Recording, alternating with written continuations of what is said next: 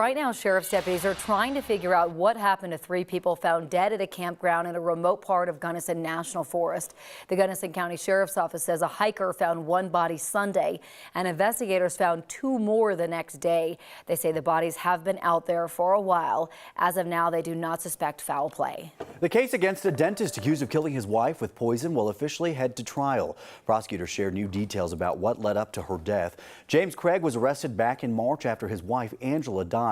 The coroner's report says she died from a lethal amount of cyanide and another chemical. Court documents say Craig bought the chemicals and may have poisoned her protein shakes.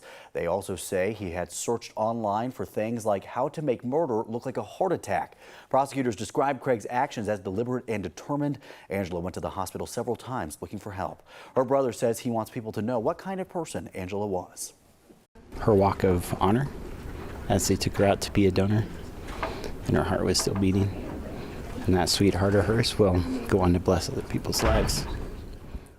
In terms of motive, prosecutors say Craig wrote letters to a girlfriend in jail professing his love to her, and he was also in financial trouble. Craig's defense attorneys argue all the evidence is circumstantial.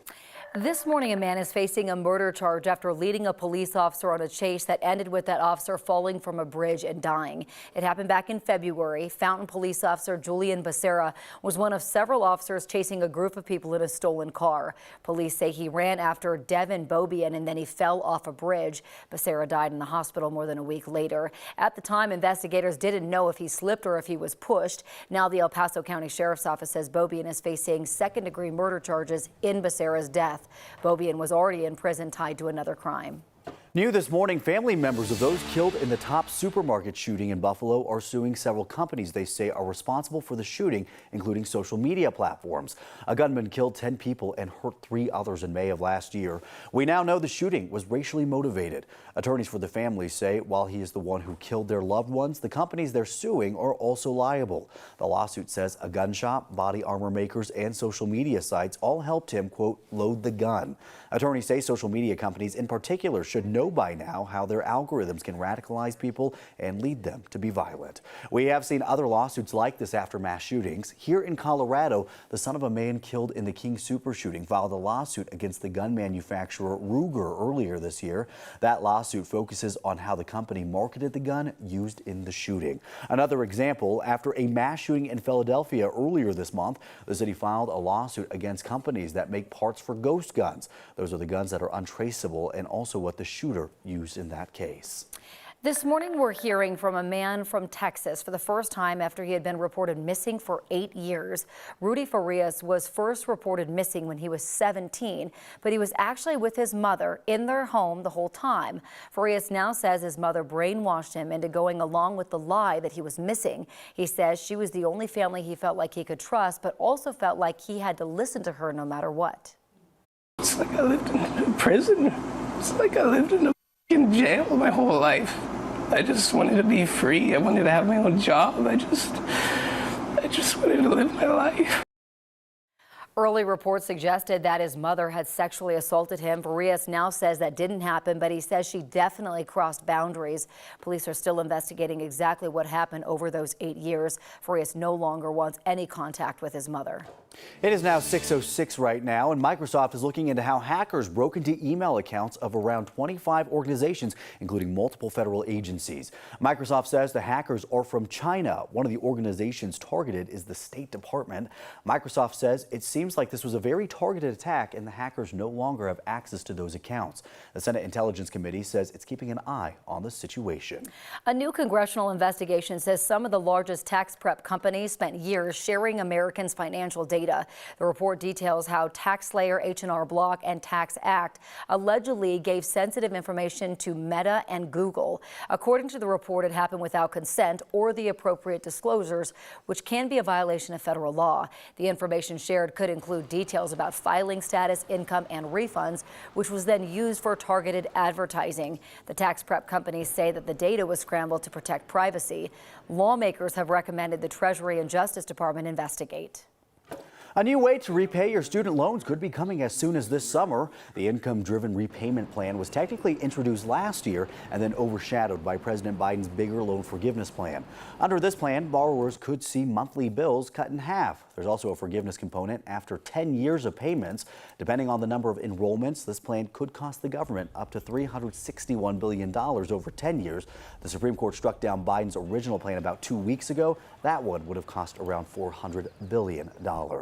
While we may feel like we're far removed from lockdowns at the height of the COVID-19 pandemic, we are still feeling the residual effects to this day. Yeah, kids missed out on major social skills when we all lived, learned, and worked from home and still haven't caught up 100%.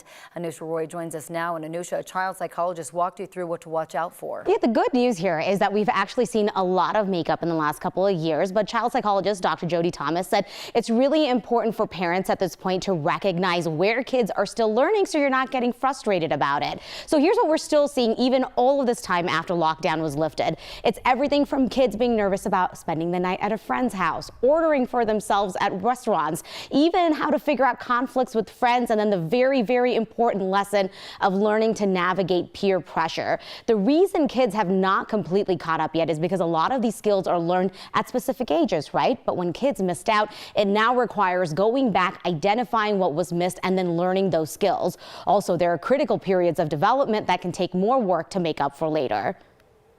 We're going to be seeing this effect forever, just like when we're looking at like the education outcomes come and we're still seeing those big drops. It's really going to be being able to see, we had this bizarro social experiment happen where we're like, what happens when we take a second grader and not give them social contact for a year? What happens when we do that with the 14-year-old? What happens to adults? And so I think, honestly, I think we're going to catch up. I think things are going to go better and better, but we're going to see the impact of this. So instead of going, what's going on with my kid, right? This could be a really great chance to just realize why your kid is behaving the way they are. The advice is just really about building confidence for them, because a lot of these experiences, they've just never had the things that you would expect a 5-year-old to have already experienced. Dr. Jody Thomas said one of the simplest things she's done with her own kids is they were going to summer camp.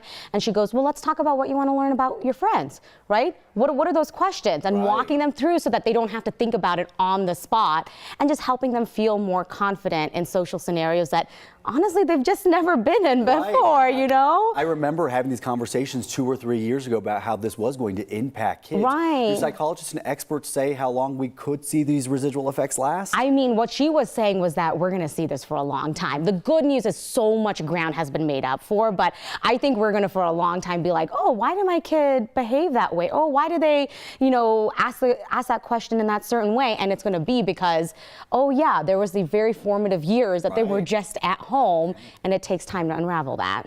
I think it's not just kids too. I mean, even adults, right? Like there was a period of time where you would go into a grocery store and no one would like look at each other. You didn't know how to interact with people. Like it was just so weird. And so it takes time to get back 100%. into the swing of things. I think people are still sometimes more comfortable online than in person, and that takes time to undo. Yeah. Absolutely. All right, Anusha, thank you. Let's get a check of your forecast with Ed.